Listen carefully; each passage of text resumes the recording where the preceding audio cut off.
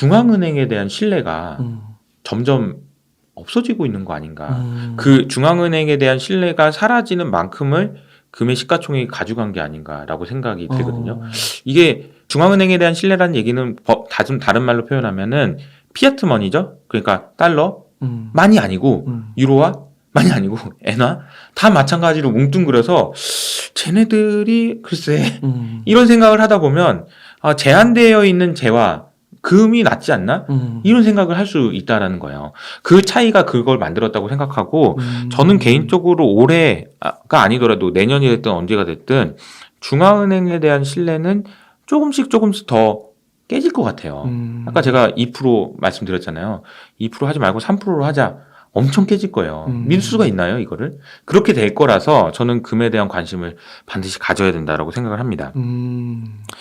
그런데 금 얘기를 하신 분이 또 있는데 제가 크레딧 스위스의 졸탄이라는 사람이 있어요. 네.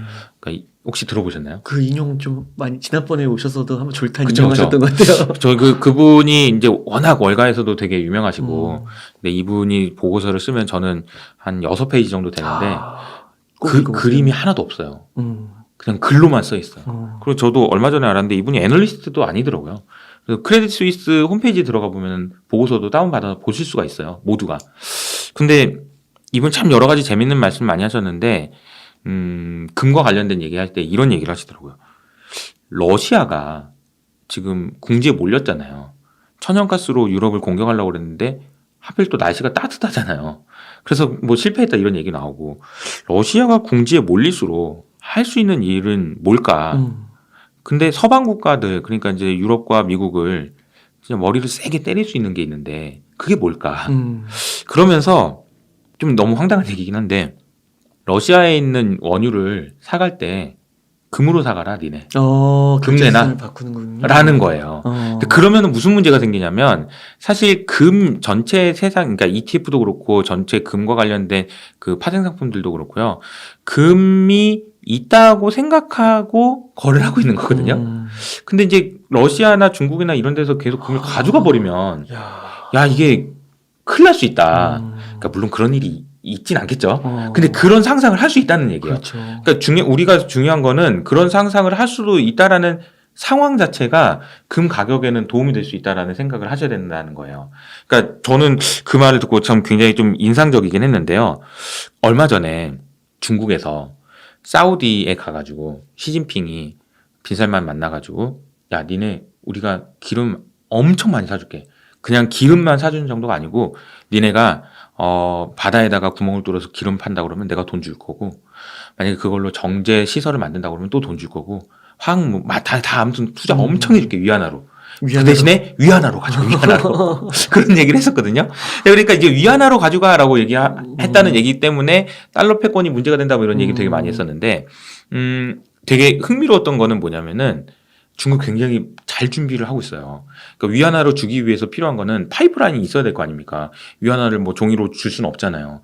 근데 그걸 하기 위해서 CBDC라는 것을 중국이 굉장히 준비를 철저히 하고 있다라는 얘기는 들어보셨을 텐데 이 CBDC로 바로 가는 거는 불가능해요. 여러 가지 문제점들이 기술적으로도 그렇고 제도적으로도 많은 문제들이 있어요. 우리나라도 얼마 전에 크레이턴이랑 같이 해가지고 했는데 안 돼요. 지금 당장은 시범 뭐 사업 정도만 하는 거예요.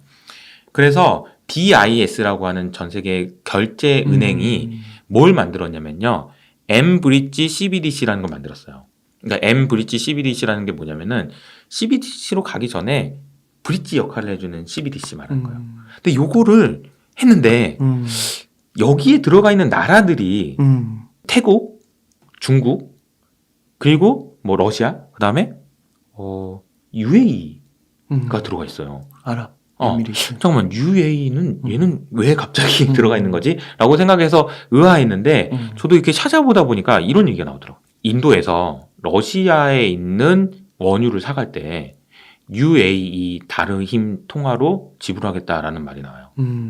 아니, 그러니까 저는 그거 보고 깜짝 놀랐는데 이 M-브릿지 CBDC라는 거를 통용할 수 있는 그 통화를 가지고 중국과 러시아가 준비를 생각보다 철저히 하고 있다라는 생각이 들었던 거죠. 그래서 이게 제가 이제 금 얘기하다 일로 돌아왔는데 그리고 나서 또 무슨 얘기가 나오냐면요. 지난 3분기 때 금을 중앙은행이 정말 많이 샀거든요. 대략 한 400톤 정도 샀다고 해요. 평소에는 100톤에서 150톤 정도 사거든요. 그러니까 분기 기준으로는 역대급이에요. 2000년 이후로 한 번도 이렇게 중앙은행이 많이 산 적이 없어요. 근데 어디가 샀나 봤더니 1등이 터키야. 터키가 30톤밖에 안 샀어요. 그럼 어디야?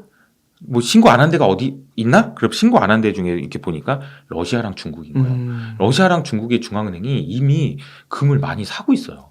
그래서 지금 보면은 커머더티를 이용한 그리고 CBDC를 이용한 이런 그 달러에 대한 도전 이런 것들이 생각보다 우리가 그냥 막연하게 알고 있던 것보다는 체계적으로 진행되고 있고 이런 이야기들이 나오고 올해 내내 막 뭐야 이거 이런 얘기가 나올수록 사람들이 찾을 수 있는 자산이 뭘까 생각을 해보면 금이 아닐까?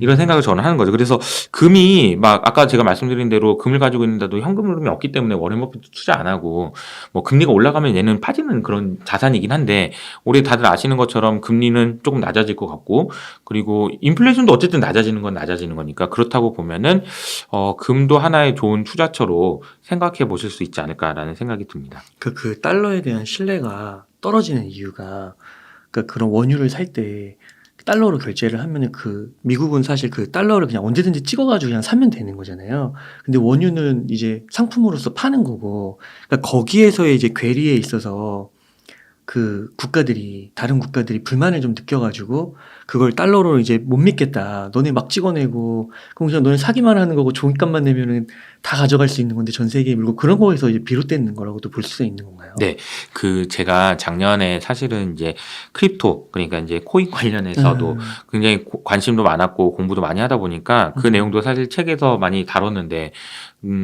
FTX 문제부터 시작해서 루나 테라 이런 게 전부 다 보면 어떻게 보면 자체 코인 때문에 생기는 문제였잖아요. 자체적으로 코인을 발행해가지고 이호석이가 HS 코인 써놓고 그냥 돈 받아가면은 그게 뭐냐 뭐 이런 얘기였던 거예요. 뭐 이호석 코인이 아니고 뭐 그게 FTX의 FTT가 될 수도 있었던 거고 루나 테라가 될 수도 있었던 거죠. 결국 모든 것의 문제는 자체 코인을 발행해놓고 그 자체 코인을 제대로 컨트롤하지 못했던 것의 문제라고 생각할 수 있거든요. 잠깐 질문을 달러 주셨는데 왜 제가 이 얘기를 하냐? 달러도 미국의 자체 코인이에요. 그렇지. 네. 거기는 근데 달러가 자체 코인을 발행하고 그 코인을 정말로 잘 관리를 하고 유지를 시켰기 때문에 지금도 여전히 달러가 신뢰가 있는 거예요. 네. 뭐 때문에 그러냐? 인플레이션을 잘 잡았기 때문인 거죠. 생각해 볼까요? 만약에 이 인플레이션과 코인을 생각을 해보면 코인의 가치, 달러의 가치를 안정적으로 유지시키는 것이 그 달러의 신뢰를 유지하는 데 제일 중요해요. 근데 그 안정적으로 유지시키기 위해서는 모든 것의 가격은 수요와 공급이기 때문에 달러를 쓸 수 있는 사람들을 많이 만들어 놓고 그만큼 계속 공급을 해서 안정적으로 2% 수준의 인플레이션을 유지시키는 것이 굉장히 중요하다는 거죠. 근데 지금 아까 제가 말씀드렸던 얘기는 뭐죠? 달러를 사용할 수 있는 수요처가 뭐냐라고 생각을 해보면 무역이에요, 무역. 무역. 원유 살 때 달러로 사. 나 한국의 SOE, SK이노베이션 니네들 달러로 사. 사우디 갈 때 원화여서 못 사. 달러로 사. 그러면 달러를 가지고 있어야 되잖아요. 달러를 써야 되잖아요. 그렇게 만들어 놓은 구조를 만든 것이 사실 달러가 계속 신뢰를 유지할 수 있었던 중요한 원동력이에요. 그래서 지금 이런 부분들에서 문제가 생기고 있다라는 거고요. 2%도 못 잡고 이제 막 이게 만약 그렇게 된다면요. 근데 안 될 수도 있으니까 그렇게 된다는 가정하에 그렇다는 얘기고요. 사실 근데 그렇다고 해서 달러의 신뢰가 깨질 거냐? 그렇진 않아요. 왜냐면은 달러의 패권이 유지되기 위해서는 대략 한 8가지 조건이 필요합니다. 아까 말씀드렸던 뭐 수요처가 있어야 되겠죠. 그리고 사람들이 신뢰가 있어야 되겠죠. 단순히 이런 게 아니에요. 그 나라의 국가의 경쟁력이에요. 그냥 그 자체로. 교육부터 시작해서 생산성이나 혁신이나 얼마나 일어나고 사람들이 얼마나 역동적이고 막 등등 여러 가지 플러스 마지막에 군사력까지. 이게 뒤에 딱 받쳐주고 있어야 달러라는 패권 국가라는 패권이 그러니까 달러 패권이라는 것이 유지되지 그냥 뭐 아까 제가 말씀드렸던 뭐 CBDC 조금 한다고 되는 게 아니에요. 그런데 제가 그 얘기를 한 거는 지금까지는 무조건 달러 그리고 지금까지는 무조건 미국이었지만 이것에 대한 그 조금씩 여기서 이렇게 근데 그냥 무시할 정도는 아니라는 걸 얘기를 듣는 거죠. 근데 그 과정이 지금 이제 진행되고 있다. 그래서 그 공백만큼 금이 차지한 거다. 그렇죠. 그렇구나. 근데 그런 의미에서 보면 저는 어. 비트코인도 사실 작년에 저는 비트코인이 많이 빠져서 뭐 좀 그렇긴 한데 저는 장기적으로 봤을 때 비트코인도 굉장히 긍정적으로 봐요. 왜냐면은 비트코인은 디지털 금이라는 내러티브가 맞아요. 네. 나스닥이 아니고. 그러니까 비트코인과 나스닥의 상관관계가 높았던 이유가 뭘까를 생각해 보면 딱 하나예요. 나스닥을 좋아하시는 분들이 비트코인을 좋아했기 때문이에요. 그러니까 그 같이 그 거래를 했던 사람이 이것도 사고 이것도 샀던 이유 때문이지 비트코인이 나스닥이랑 같이 움직일 이유는 저는 하등 이유가 없다고 생각해요. 아까 희소성이라는 개념으로 생각을 해보면 비트코인도 분명히 그 가치가 있고 블록체인이라는 가치가 있기 때문에 저는 뭐 비트코인도 언젠가는 뭐 올해가 될지 내년이 될지 모르겠지만 그 내러티브가 분명히 바뀔 거라고 생각합니다. 디지털 금으로 바뀌어야 된다라고 생각을 하고 있어요. 그게 상품으로 딱 그 네. 이미지가 바뀔 때. 그렇죠. 그리고 어느 순간 그렇게 바뀔 수밖에 없다고 생각해요. 그리고 뭐 2024년이죠. 그때 이제 반감기가 있으면 사실 비트코인은 다른 거 말고 반감기만 보고 반감기 뭐 한 6개월 1년 전에 사놨다가 기다리면은 돈 벌 수 있는 거거든요. 지금 이제 뭐 비트코인도 없어진다라는 얘기까지 나오고 있는 마당이니 사실 이제 길게 보시고 투자를 하셔도 좋을 것 같다라는 생각이 듭니다. 갑자기 그 신문에 최근에 보니까 그 로버트 기요사키 있잖아요. 부자 아빠 가난한 아빠. 그분이 주식 투자를 안 하신다고 그러더라고요. 그리고 그 달러 싫다고 못 믿겠다고. 그래서 몇 년 전부터 계속 금은을 샀대요. 그래서 금방 계속 사다가 최근에 비트코인 사기 시작했다고. 비트코인 이제 디지털 금이라고 생각해서. 네. 그런 사고방식일 수도 있겠네요. 근데 이제 이 구조가 이제 사실 약간 더 들어가면 이제 음모론으로 이제 들어가거든요. 제가 음모론 예를 들어볼까요? 이런 거 있어요. 이제 음모론이 재밌죠. 금 업되더라 그거. 뉴욕 연준 밑에 지하에 금 있다던데 금 업되더라. 그거 뭐 영화도 있잖아요. 뭐 금 업되더라고 해가지고 그런 것부터 시작해가지고 뭐 은도 업되더라. 야, 은도 없는데 그냥 거래한 거래더라. 이런 식으로까지 가면 뭐 아예 뭐 그 가능성이 없다라고 얘기할 수는 없지만 저도 모르니까. 근데 너무 이제 이쪽으로 빠져버리면 막 금, 은 막 이렇게만 해버리면 또 문제가 있으니까 균형을 잘 잡으시는 게 중요하지 않을까. 이거 너무 재밌죠. 막 금 나쁜 놈들 막 이러면서 이제 막 달러 뭐 하면서 나쁜 놈들 그러면 좋지만 사실은 중요한 거는 여전히 그들의 힘이 훨씬 세다는 생각도 하셔야 돼요. 근데 네. 오늘 메시지가 너무 좋았던 게 여전히 세지만 그래도 그 공백이 생겼다는 부분을 우리가 알면 좋잖아요. 맞아요. 근데 지금 말씀하신 대로 아까 그 달러의 패권을 만들 때 그 8가지 요소가 종합적으로 작용해서 만드는데 사실 뭐 미국 무역 전쟁도 일어나는 거고 무역에 있어서도 중국의 영향이 커지고 있고 그런 거 보면 점점 패권이 뭐 미국이 영원한 국가는 아닐 수 있잖아요. 역사적으로 봤을 때도 로마도 망했고 맞아요. 몽고도 망했고 맞아요. 미국이 망한다는 소리가 아니라 흔들릴 수 있는 거니까 맞습니다. 그런 균열이 생기고 있다라는 거를 우리가 포착할 수 있다는 게 인지하고 있다는 게 되게 중요한 포인트. 근데 이게 또 다시 돌아가서 아까 이제 투자에 접목을 해보면 사실 우리가 작년에 굉장히 많이 힘들었던 여러 가지 이유 중에서 경제적인 요인 말고 정치적인 요인들이 영향을 많이 줬기 때문이잖아요. 근데 왜 정치적인 요인이 많이 줬냐 생각을 해보면 또 여기로 돌아옵니다. 미국 중심의 주도력을 가진 그런 세상이 조금씩 금이 가면서 다극체제로 바뀌면서 경제에 미치는 영향이 사실 파월도 그렇고 라가르드 22 총재도 그렇고 구로다 BOJ 총재도 그렇고 이 사람들의 영향력이 보다 푸틴, 시진핑 이런 사람들이 뭐라고 하고 전쟁을 일으키는지 마는지 이거의 영향력이 더 크니 어떻게 투자해먹냐 이런 얘기 되게 많았잖아요. 근데 이게 올해라고 달라질까요? 그렇구나. 아까 제가 뭐 금이 같다라고 얘기했는데 이 사람들이 목소리가 아유 미안해 잘못했어 내가 다시는 안 그럴게. 푸틴이 미안하다 내가 이제 땅 뺏었는데 네가 가져라 그냥 그럼 나 갈게 그만하자 이렇게 할까요? 안 그럴 것 같아요. 이게 되게 생각보다 더 많이 오랫동안 지속될 수 있다라는 생각도 하셔야 되는 것 같고요. 그렇게 되면 문제가 뭐냐면은 불확실성이에요. 불확실성. 그러니까 인플레이션을 잡을 수 있는지 여부도 한편으로는 이게 다른 쪽에서 영향을 줄 수 있는 요인들이 많아서 그렇게 되면은 연준이 할 수 있는 힘도 조금씩 줄어드는 거거든요. 그래서 아까 제가 계속 말씀드렸던 중앙은행에 대한 신뢰 이런 부분들이 다 연결이 되는 겁니다. 중앙은행이 그동안 신뢰를 쌓을 수 있었고 제가 말하면은 무조건 믿을 수 있었고 했던 것이 어떻게 보면은 다극체제가 아니고 미국 중심의 국가였기 때문에 가능했던 거기도 하거든요. 그런 부분들 생각해 보면은 다 연결이 돼 있는 것 같아요. 되게 적시에 이 2023 투자 지침서가 나온 것 같아요. 그러니까 코로나 이후에 네. 그런 장만 생각해서 막 주식 일변도로 막 투자를 한다거나, 근데 무조건 그리고 경제 위기가 온다고 현금 무조건 보유한다거나 막 그런 게 있는데 말씀해 주시면서 이게 투자에 좀 다변화가 되는 것 같아요. 네, 자산이 맞습니다. 되게 다양하게 있고 맞아요. 그런 공백들이 생기고 있고. 맞습니다. 네. 개인적으로도 사실 뭐 작년에 이제 저도 이제 투자를 하니까 아유. 투자 성과가 좋지가 않았습니다. 그런데 저는 살아 있어요. 그래도 왜냐하면은 이거는 그냥 제가 이제 원래 좋아했던 뭐 성장주, 뭐 비트코인도 마찬가지로 다 좋아했었는데 그 자산들이 더 정말 많이 빠졌잖아요. 맞아요. 근데 살아 있을 수 있었던 이유는 음. 저는 그냥 딱 하나인 것 같아요. 제가 작년 연초부터 제 채널에서 계속 말씀드렸던 게 올해는 아무래도 투자를 안 해야 될 것 같아. 가급적이면 현금을 가지고 있어야 될 것 같다. 이런 말씀 많이 드렸거든요. 제가 그 전까지만 해도 막 현금을 다 써버려서라도 뭘 사야 돼요. 왜냐면 지금 뭐 엄청 올라가고 있는데 이럴 때는 해야지 언제 해요. 뭐 이런 얘기를 하다가 현금을 가지고 있으라는 얘기는 진짜 제가 보수적으로 얘기한 거긴 하거든요. 그리고 저도 실제로도 보수적으로 얘기했고요. 제가 어떤 얘기로까지 했었냐면은 만약에 그 야구 선수라면은 감독한테 혼나더라도 그냥 계속 삼진아웃만 당해라. 휘두르지 말고. 그런 얘기까지 했었어요. 그러니까 그래서 제가 살아남은 것 같아요. 제가 고른 자산들은 좋지 않았지만 그래도 현금을 정말 그래도 진짜 아꼈었어요.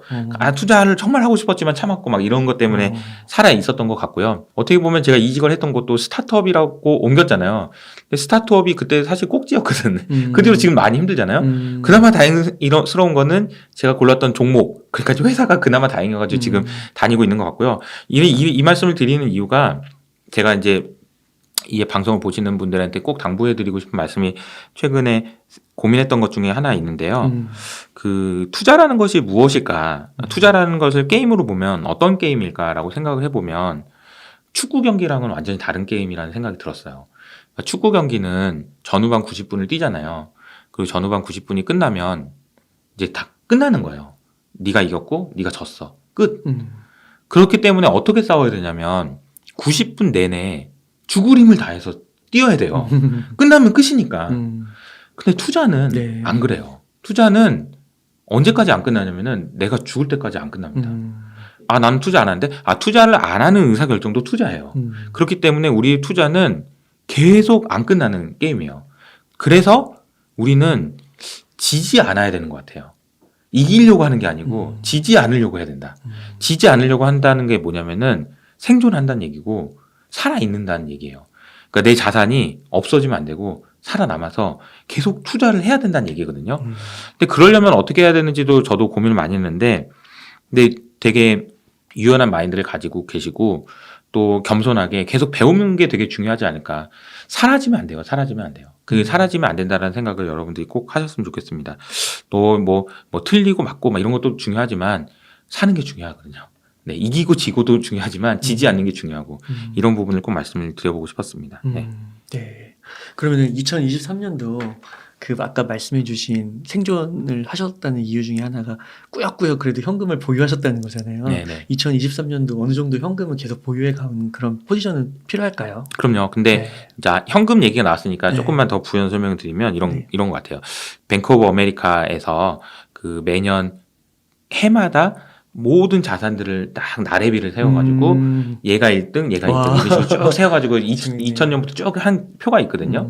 근데 이 표 중에서 현금이 몇 등이었는지를 따라가 보면 되게 재밌어요. 네. 현금이 2000년에는 몇 등이었는데 이제 몇 등이었어 이런 거. 작년에는 2등이었습니다. 그러니까 현금이 예금이랑 그쵸. 그렇게 봐야 되는 그러니까 현금이 미국의 기준으로 예금이라면 현금이 2등이었어요. 와. 1등 원자재. 진짜요? 그리고 나머지는 다 마이너스. 그러니까 뭐 미국 국채도 마이너스였고 다 마이너스였어요. 그러니까 되게 재미있는 현상이었던 거죠. 근데 과거에도 현금이 2등까지 한 적은 없었고 뭐 2등, 3등 한 적은 좀 있었거든요. 그래요? 근데 2등, 3등 할 때 반드시 그 다음에 거의 꼴등 하위권 최하위권으로 떨어집니다. 이 얘기가 무슨 얘기인지 감이 오시죠? 네. 현금이 만약에 2등이었다. 그럼 그 다음에는 거의 마이너스일 가능성이 크거든요. 왜냐면 현금의 수익률이 그렇게 높지 않잖아요. 그런데 이렇게 마이너스였다는 얘기는 올해는 현금 말고 다른 자산이 현금을 이길 가능성이 좀 더 높은 것 같다라고 볼 수 있거든요. 네. 그래서 현금을 많이 가지고 있어라 그냥 막연히 그런 게 아니고 저는 오히려 자산 배분을 해라 그래 차라리 제가 얘기했던 여러 가지 자산들 중에서 이 주식 뭐 이렇게 생각하는 게 아니고 어떤 그 자산 배분의 관점에서 생각을 하는 것이 생존하는데 훨씬 도움이 될 것 같다라는 생각이 들어요. 그래서 금도 조금 넣고 그렇죠. 또 여유가 좀 있으시고 채권도 좀 하고 공부도 돼 있으면 비트코인도 좀 주식도 넣고. 좀 하고 비트코인도 좀 하고 음. 뭐 더 공부를 열심히 해서 진짜 내가 이 주식은 잘 알 수 있어라고 네. 하면 개별 주식도 하셔도 되는 하시고. 거고요. 네, 그렇습니다. 네. 오늘 너무 이렇게 생각을 정말 완전 다른 각도에서요. 다른 시선으로 할 수 있었던 게 너무 좋았던 것 같습니다. 네네. 되게 이렇게 항상 이렇게 보고서를 이렇게 보시나 봐요. 논문 같은 것도 보시고요. 네, 열심히 아까 저도 음. 그 어떻게 보면은 경제 유튜버의 세상에서 되게 이게 차별화돼 있으신 것 같아요. 그런가요? 네. 이거는 저도 이것도 게임이라고 생각하거든요. 네. 그러니까 유튜버들끼리의 그 경쟁이기도 하고 그 게임인데 이 게임은 끝나지 않는 게임이라고 생각해요. 누군가 새로 들어오고 네. 나갈 뿐이지 누가 이기고 지고는 없다고 생각해요. 그래서 음. 저도 꾸준히 계속 해야 된다고 생각하는데 꾸준히 성장하기 위해서 제일 필요한 거는 제가 공부하는 것밖에 없지 않을까 싶어가지고 저도 공부를 이래저래 많이 하고 있습니다. 그러니까 보통은 이제 이 새해 이렇게 보면 뭐 반도체다, 2차 전지다, 플랫폼이다, 그 안에서 뭐가 더 잘 나갈까 이런 거 고민하는데 뭔가 이거를 넘어서 메타인지처럼 네. 이게 위에서 딱 내려다보면서 또 다른 이런 자산들도 보고 이렇게 좀 큰 시야를 네네. 가질 수 있었던 게 아닌가. 네네. 그러니까 그렇습니다. 또 이 하나하나 또 주식이 또 좀 달라 보이는 느낌도 좀 들고요. 네. 그렇게 들어주셨다니 감사합니다. 네. 네. 이번에 2023 투자 지침서라는 책을 쓰셨습니다. 네. 근데 좀 책이 독특하더라고요. 네. 책 소개 좀 부탁드릴게요. 책이라고 하기는 좀 애매한 것 같고요. 이게 전자책, PDF 전자책이라는 매체인데, 네. 저도 사실 이거 처음에 이걸 해보자고 그래서, 이게 뭐지? 이런 생각을 했었어요. 이게 책이라고 생각하면은, 이거 좀 뭔가 있어 보이고 이런 게 있어야 되는 거 아닌가 그런 생각도 했고요. 근데, PDF 전자책이라는 걸 통해서 장점이 몇 가지가 있다라고 생각이 들었는데, 우선은 영상을 제가 설명 영상을 다 갖다 붙였어요. 그러니까 챕터가 15개 정도 되는데 제가 A4로 이렇게 지금 방금 전에 탈고가 끝났는데 A4로 쓰다 보니까 한 150페이지 정도 되더라고요. 근데 이제 한 15개 챕터가 되는데 그 챕터마다 그냥 제가 설명 영상을 만들었어요. 그리고 이제 QR코드 통해서 그 PDF 책을 통해서 이제 그 들어가셔서 동영상으로 보실 수 있게 이렇게 하면은 좀 장점이 될 수 있는 게 그런 것 같더라고요. 사실 우리가 집에 다들 이게 벽돌책 이런 거 하나씩 있잖아요. 저기 뭐 라면 받침대로 쓰시는 거 이런 책들이요. 그러니까 사실 그런 책들이 어떻게 보면 인류에게 엄청 도움이 되는 책들이긴 하거든요. 소위 말해서 막 경제, 막 투자의 거장들이 정말 심혈을 들여가지고 너무 정말 좋은 정보들이 많이 담겨 있잖아요. 사실 근데 담겨 있긴 한데 그 책을 사가지고 나한테 맞아요. 이렇게 가져오는 과정이 굉장히 어렵지 않아요? 맞아요. 근데 이제 만약에 이제 그분들이 그 챕터마다 뭐 이렇게 해가지고 다 설명해준 영상까지 포함되어 있다면은 그건 너무나도 좋은 그런 게 아닐까요? 근데 저는 그 정도는 아니지만 어쨌든 제가 설명하는 내용들이 여러분들한테도 잘 전달됐으면 좋겠다는 생각이 들어서 한 150분 정도 됐어요. 하다 보니까 자세히 설명하다 보니까 그래서 그 내용들을 영상을 보시면서 보면은 거의 이 내용이 이해가 안 돼가지고 뭐 그렇다 이런 거는 없지 않을까 그런 생각이 들어요. 그래서 그냥 책보다는 조금 강의에 가까운 그런 그 매체라고 볼 수 있는 것 같아요. 그렇게 해서 출간을 하시는 거군요. 네. 와, 이렇게 하고 15강 다 들은 다음에 오프라인으로도 한번 딱 모이고 나누고 이러면 너무 좋을 것 같아요. 네네. 뭐 기회가 되면은 그런 행사도 해보려고 생각하고 있습니다. 네. 그러면은 책의 내용 중에 한 몇 가지 한번 질문을 드려볼게요. 네. 그 2022년에 있었던 굵직한 사건들을 우선 정리해 주셨더라고요. 네. 그래서 그 중에서 저희가 좀 이것만은 좀 기억해야 할 교훈? 네. 이런 게 있다면 좀 설명 부탁드릴게요. 2022년에 주가가 많이 빠졌잖아요. 네. 채권 가격도 많이 빠졌고요. 따져보면은 커머더티, 그러니까 원자재하고 현금을 들고 있는 사람 아니었으면 모든 사람들이 다 마이너스 수익률을 기록했을 정도예요. 그러니까 그 정도로 안 좋았거든요. 그러면은 주식이 왜 이렇게 빠졌어? 라고 얘기하면은 많은 분들이 연준이 금리를 올려서 그래. 왜 올렸는데? 그러니까 물가가 너무 높아서 제가 거기까지거든요. 근데 저는 이것보다 조금 더 고민을 좀 해봤어요. 뭐가 문제였을까? 과연 그것 때문이었을까라고 생각을 해봤는데, 연준에서 작년 9월 달에 나왔던 보고서 중에 R 더블스타라고 하는 새로운 개념을 설명한 자료가 있거든요. 네. 논문이 있습니다. 근데 그 논문이 사실은 지금 우리가 세상을 보는 관점을 이해하는데 큰 도움을 준다고 생각해서 제가 오늘 그 설명을 좀 드려보려고 해요. 네. 자, 근데 이게 내용이 생소하기도 하고 뭔 소리야 이런 생각이 들기도 하는데 핵심은 이거예요. 세상이 두 개로 쪼개져 있다라는 거예요. 이걸 이해하셔야 됩니다. 뭔 소리냐 그러면은 금융시장하고 실제 세상하고는 다른 거라는 거예요. 그러니까 실물 경제는 여기 있는데 금융시장은 여기 있고요. 이게 서로 왔다 갔다 하는데 마치 경제가 좋아지면 주가가 오르고 경제가 안 좋아지면 주가가 빠지고 이런 식으로 생각을 하고 있지만 그 괴리가 너무나도 많이 커졌다라는 게 이제 첫 번째 시작입니다. 또 언제부터 커졌냐라고 하면은 2009년부터 커졌어요. 2009년이요? 네. 2009년에 무슨 일이 있었냐면은 양적 완화가 시작됐었죠. 2008년 금융위기를 극복하는 과정에서 작년에 노벨상을 수상하셨던 버냉키 전 의장께서 양적 완화를 강력하게 시행하셨어요. 근데 사실 그때 여러 가지 이야기를 많이 했었는데 주변에서 반대가 굉장히 심했던 것 같아요. 양적 완화 한다라는 것은 야 은행들만 좋은 거 아니냐? 은행이 잘못해가지고 우리가 힘든데 은행한테 왜 도와주냐? 막 그러면서 뭐 말이 많았어요. 근데 하도 반대를 많이 하니까 버냉키가 야 내가 일본 공부도 하고 다 해서 하는 거야. 그러면서 이제 자기 고향에 내려가요. 그 바쁜 타이밍에. 근데 그 고향이 딜런이라고 하는 곳인데 굉장히 시골이에요. 아주 깡촌. 그래서 그 깡촌에서 허허벌판에서 연설을 합니다. 2009년 3월에. 그러면서 그때 하셨던 말씀이 이거예요. 세상은 두 개로 쪼개져 있는데 네. 나는 월스트리트를 도와주려고 하는 거 아니다 지금. 메인 스트리트, 그러니까 실제 세상이 중요한 건데 이 월스트리트의 문제가 실제 세상에 영향을 주니까 얘를 살리려고 QE를 하는 거다라고 얘기를 했거든요. 근데 그 말이 맞는 얘기였던 거죠 사실은. 얘가 너무 망가지니까 공황이 와버리고 이러면 문제니까 얘를 살려야 된다라는 이유로 돈을 푼 거예요. 2009년부터 그래가지고 자산시장의 상승폭이나 실제 세상의 상승폭을 보면은 이런 식으로 되어 있습니다. 실제 세상은 요만큼 커졌는데 자산시장이 이렇게 커요. 사실 어떻게 보면 2022년에 그렇게 힘들었던 이유가 여기 있다라고 볼 수도 있어요. 그러니까 우리는 당연히 얘만큼 얘가 있지 않을까 막연하게 그렇게 생각하는데 어마어마하게 커졌어요. 그러니까 실제로 보면은 세상은 뭐 한 50% 성장했다 치면은 얘는 뭐 500%? 그래요? 그러니까 이게 너무 괴리가 커진 거죠. 그래서 이거를 제가 이제 보면서 R 더블스타라는 개념이 필요하긴 하겠구나라는 생각이 들었어요. 그럼 R 더블스타라는 얘기를 설명드려야 되는데 그러려면은 너무 흥미로운데요. 네.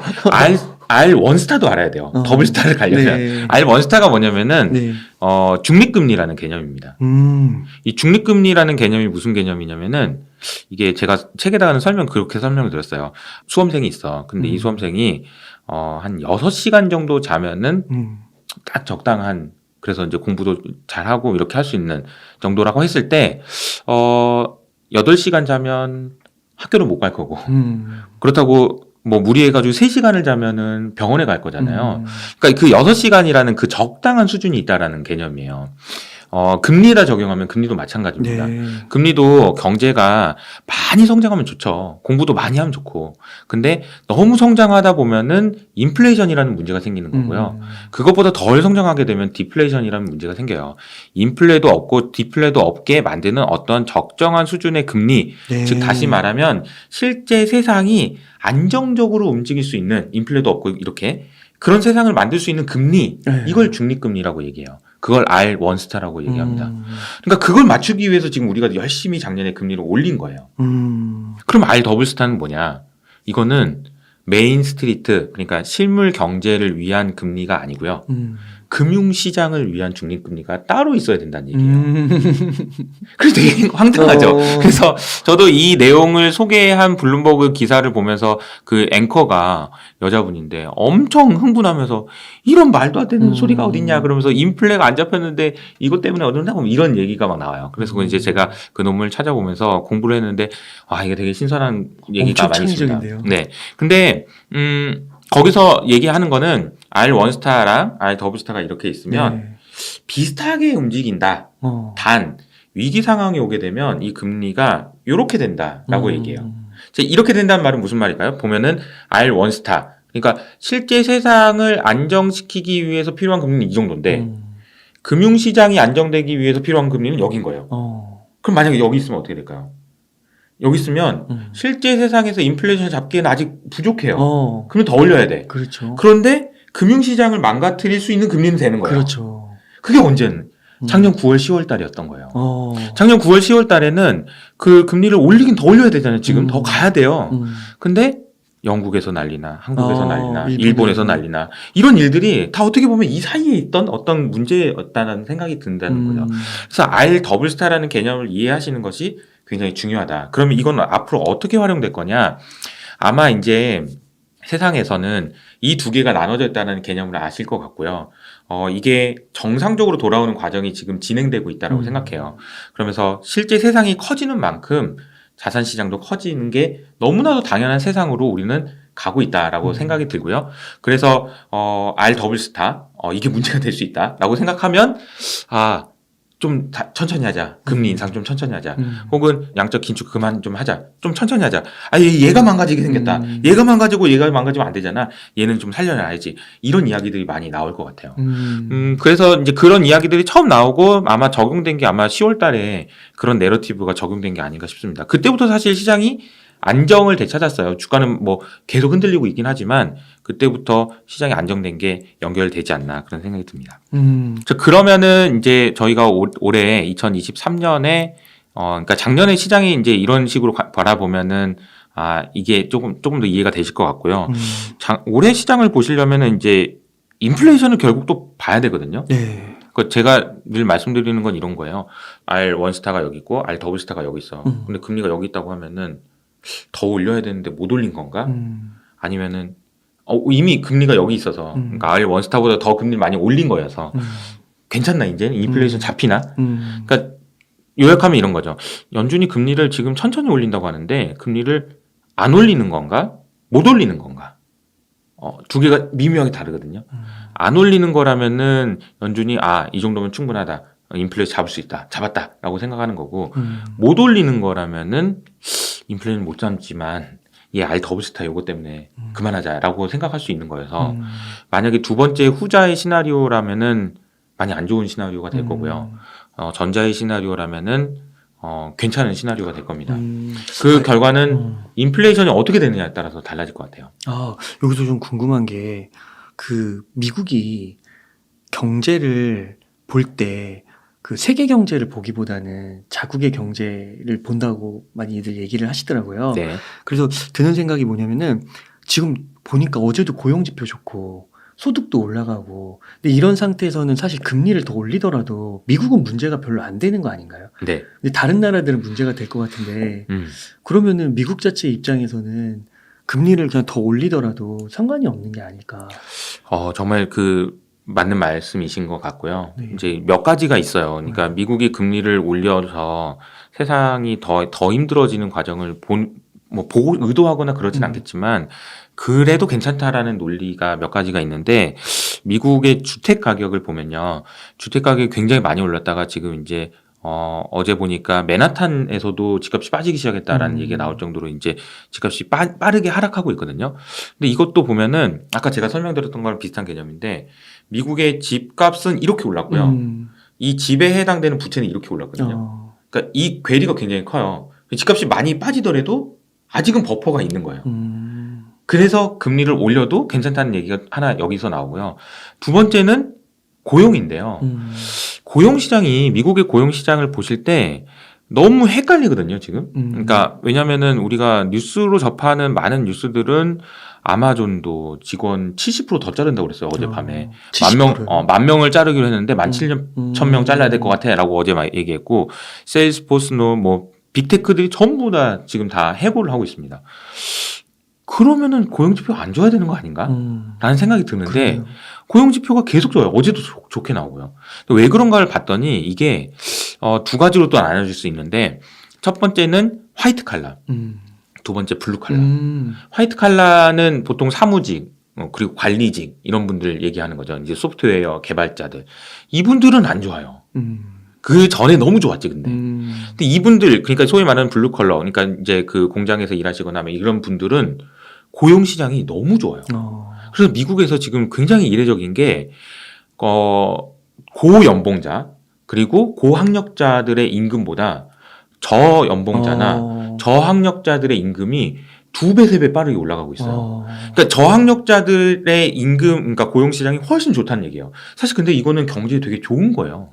만약에 이게 그 돈이 이미 너무 많아서 뭐 몇 달 쉬더라도 괜찮은 사람들이 뭐 해고되는 거랑 아예 그냥 소비 아무것도 못하는 사람이랑 또 다르거든요. 그래서 저는 이게 되게 미국 고용시장이 생각보다 금리 인상을 버틸 수 있는 체력이 많다라고 생각을 해요.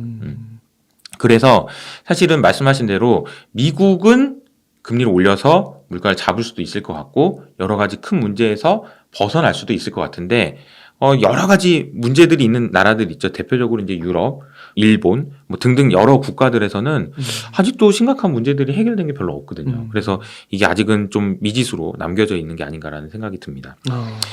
그리고 인플레이션을 보실 때 저희가 좀 주목해서 보셔야 되는 것은 제 생각에는 인플레이션이 어떻게 된다 이런 거 예상하는 거는 어차피 또 틀릴 거라서 작년에 너무 많이 틀렸잖아요. 그걸 예상하기는 좀 어려운 것 같은데 다만 시나리오는 좀 써볼 수 있을 것 같아요. 그 시나리오를 쓰기 위해서 좀 저는 그 윌리엄스라는 그 뉴욕 연준이 총재가 얘기하셨던 비유가 되게 적절하다고 생각하는데 인플레이션을 양파 껍질에 비유하시더라고요. 양파 껍질이 가장 바깥에 껍질이 있고 중간 껍질이 있고 알맹이가 있는데 그냥 가장 바깥쪽 껍질은 어떠죠? 그냥 이렇게만 해도 떨어지잖아요. 네. 그러니까 인플레이션이 지금 우리가 말하는 막 원자재 가격 이미 다 빠졌잖아요. 그 얘는 다 이미 꺾어진 거예요. 그냥 우리가 숫자로 확인하기만 하면 되기 때문에 빠르게 내려올 거라는 거예요. 근데 맨 속에 있는 알맹이 있죠. 요게 아까 말씀드렸던 고용. 이게 언제 이제 어느 순간에 멈출지 모르겠다는 거예요. 그래서 저는 시나리오가 인플레이션은 매우 빨리 바깥 껍질이 벗겨지면서 내려갈 거라고 생각을 해요.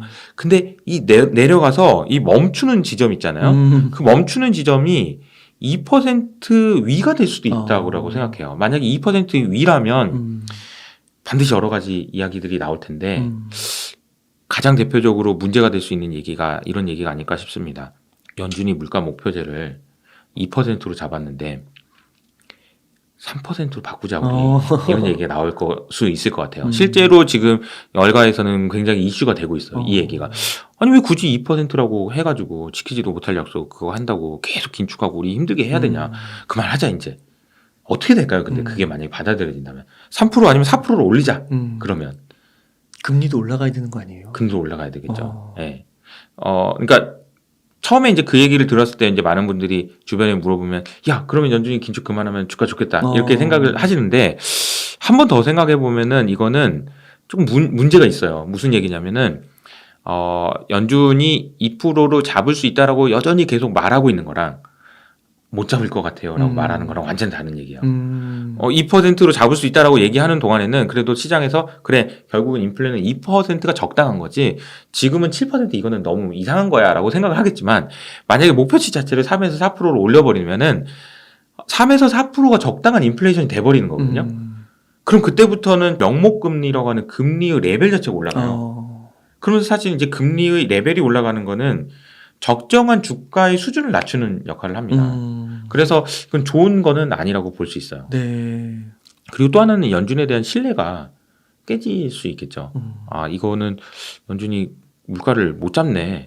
이렇게 생각할 수가 있어가지고 개인적으로는 이런 시나리오는 좋은 시나리오는 아니라고 생각해요. 오래 있을 수 있는 리스크 요인 중에 하나라고 생각을 합니다. 그럼 물가가 2%까지 결국 가지 못하면 그 막 경제가 이렇게 좋아지고 주식시장이나 이렇게 자산시장도 올라가고 이런 것들은 좀 기대하기가 힘들겠네요. 근데 이제 그 시나리오라고 말씀드렸는데 지금 떨어지는 속도가 지금 여기 7에서 2%를 향해서 이렇게 내려가잖아요.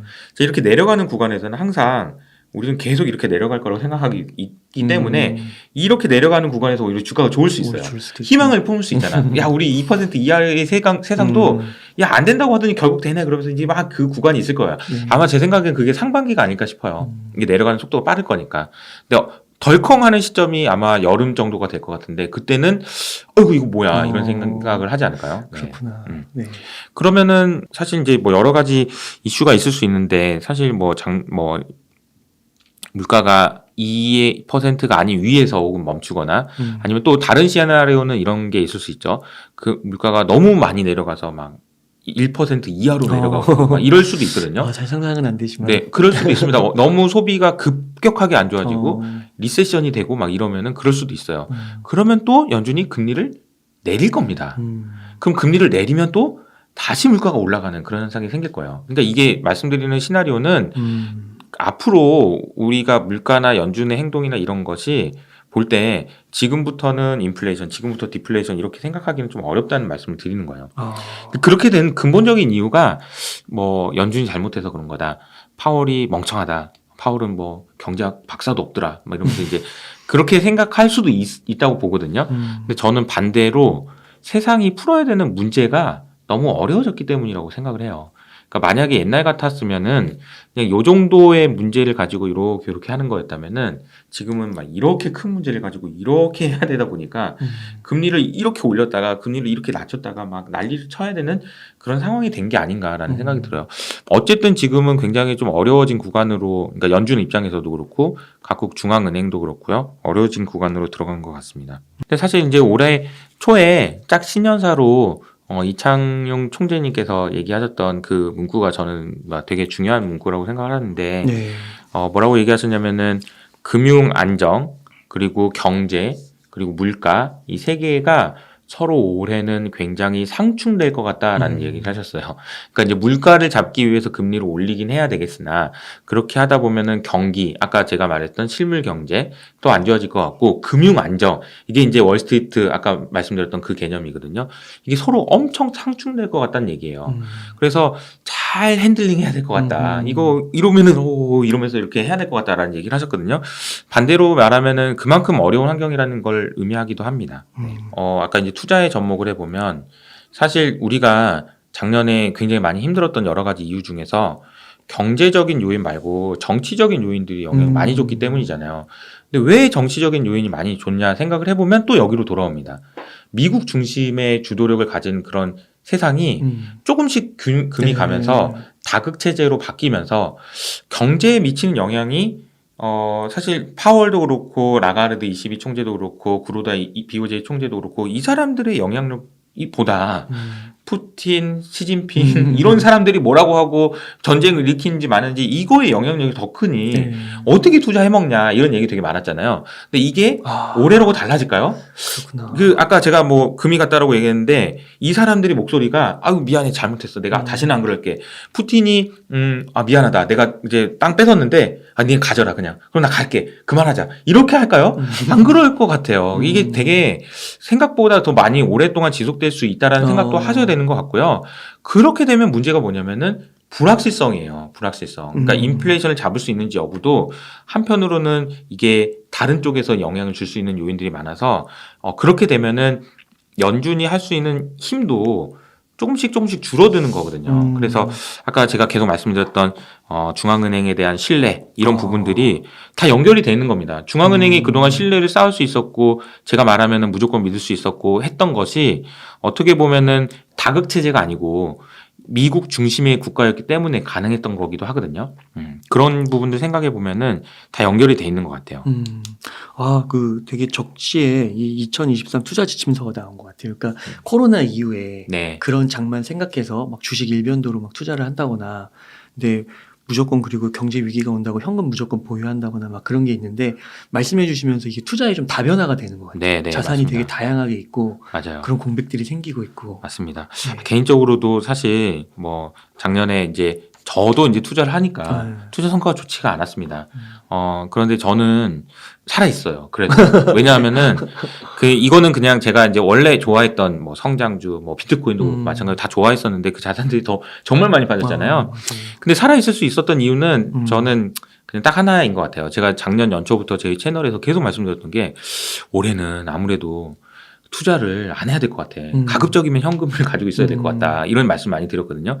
제가 그 전까지만 해도 막 현금을 다 써버려서라도 뭘 사야 돼요. 왜냐면 지금 뭐 엄청 올라가고 있는데 이럴 때는 해야지 언제 해요. 뭐 이런 얘기를 하다가 현금을 가지고 있으라는 얘기는 진짜 제가 보수적으로 얘기한 거긴 하거든요. 그리고 저도 실제로도 보수적으로 얘기했고요. 제가 어떤 얘기로까지 했었냐면은 만약에 그 야구 선수라면은 감독한테 혼나더라도 그냥 계속 삼진아웃만 당해라. 휘두르지 말고. 그런 얘기까지 했었어요. 그러니까 그래서 제가 살아남은 것 같아요. 제가 고른 주식들은 고른 자산들은 좋지 않았지만 그래도 현금을 정말 그래도 진짜 아꼈었어요. 투자를 정말 하고 싶었지만 참았고 막 이런 것 때문에 살아 있었던 것 같고요. 어떻게 보면 제가 이직을 했던 것도 스타트업이라고 옮겼잖아요. 근데 스타트업이 그때 사실 꼭지였거든. 그 뒤로 지금 많이 힘들잖아요. 그나마 다행스러운 거는 제가 골랐던 종목, 그러니까 회사가 그나마 다행이어가지고 지금 다니고 있는 것 같고요. 이 말씀을 드리는 이유가 제가 이제 이 방송을 보시는 분들한테 꼭 당부해드리고 싶은 말씀이 최근에 고민했던 것 중에 하나 있는데요. 그 투자라는 것이 무엇일까? 투자라는 것을 게임으로 보면 어떤 게임일까라고 생각을 해보면 축구 경기랑은 완전히 다른 게임이라는 생각이 들었어요. 그러니까 축구 경기는 전후반 90분을 뛰잖아요. 그리고 전후반 90분이 끝나면 이제 다 끝나는 거예요. 네가 이겼고 네가 졌어. 끝. 그렇기 때문에 어떻게 싸워야 되냐면 90분 내내 죽을 힘을 다해서 뛰어야 돼요.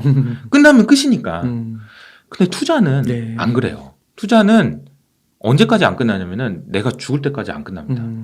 아, 나는 투자 안 하는데? 아, 투자를 안 하는 의사결정도 투자예요.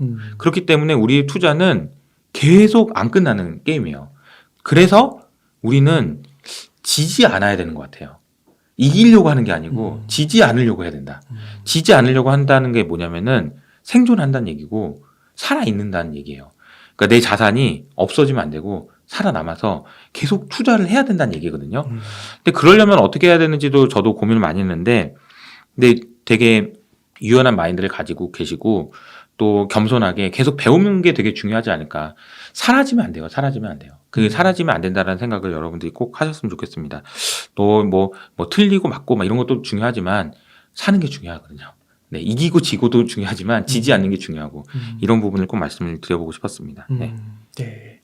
그러면 2023년도 그 아까 말씀해주신 생존을 하셨다는 이유 중에 하나가 꾸역꾸역 그래도 현금을 보유하셨다는 거잖아요. 네네. 2023년도 어느 정도 현금을 계속 보유해 가는 그런 포지션은 필요할까요? 그럼요. 근데 자, 현금 얘기가 나왔으니까 네. 조금만 더 부연 설명을 드리면 네. 이런 것 같아요.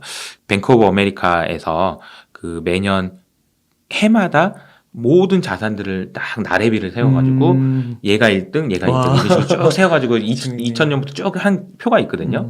근데 이 표 중에서 현금이 몇 등이었는지를 따라가 보면 되게 재밌어요. 네. 현금이 2000년에는 몇 등이었는데 이제 몇 등이었어 이런 거.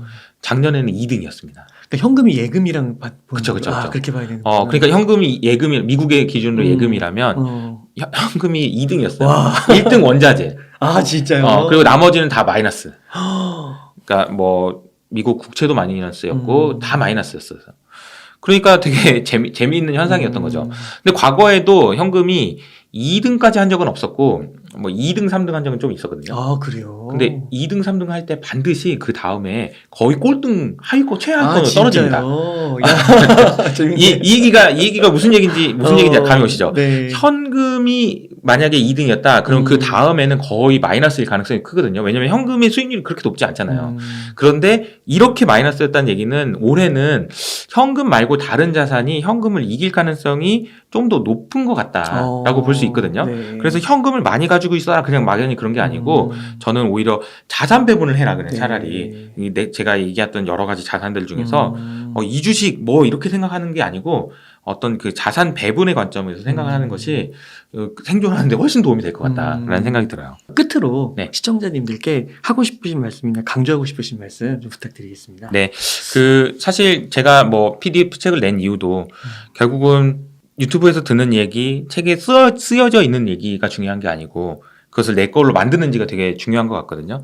제가 그 책을 통해서 영상 설명을 따로 이렇게 일일이 그 책에 있는 밑줄을 그어가면서 영상을 만들었거든요. 그렇게 한 이유도 결국은 도움이 되려면은 내게 돼야 되는데 내게 되기 위해서는 스스로 공부를 하시는 게 되게 중요할 것 같아요.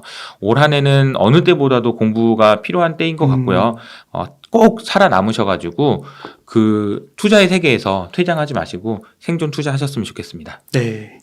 이렇게 해서 2023 투자 지침서의 저자이시자 유튜브 채널 이호석 아카데미의 이호석 이사님을 모시고 이야기를 나눠봤습니다. 긴 시간 동안 유익한 인사이트 많이 나눠주셔서 감사의 말씀드립니다. 오늘 고생 많으셨습니다. 네, 감사합니다.